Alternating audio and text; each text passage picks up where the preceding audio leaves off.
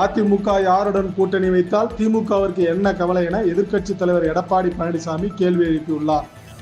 மக்களை காப்போம், தமிழகத்தை மீட்போம் என்ற தலைப்பில் கடலூர் மாவட்டம் சிதம்பரத்தில் சுற்றுப்பயணம் மேற்கொண்டார். அப்போது பேசிய அவர், ஆட்சி அதிகாரம் வேண்டுமெனில் திமுகவினர் யார் காலில் வேண்டுமானாலும் விழுவர். திமுகவினர் கூட்டணி வைத்தால் பாஜக நல்ல கட்சி, அதே அதிமுக கூட்டணி வைத்தால் பாஜக மதவாத கட்சியா என அவர் அப்போது கேள்வி எழுப்பினார். அதிமுக தொண்டனை யாராலும் பயமுறுத்த முடியாது எனவும், பாஜகவை பார்த்துதான் ஸ்டாலின் பயப்படுகிறார் என்பது பிரதமர் மோடிக்கு வெள்ளைக்குடை பிடித்ததன் மூலம் தெரிய வருகிறது என்றும் அவர் கூறினார்.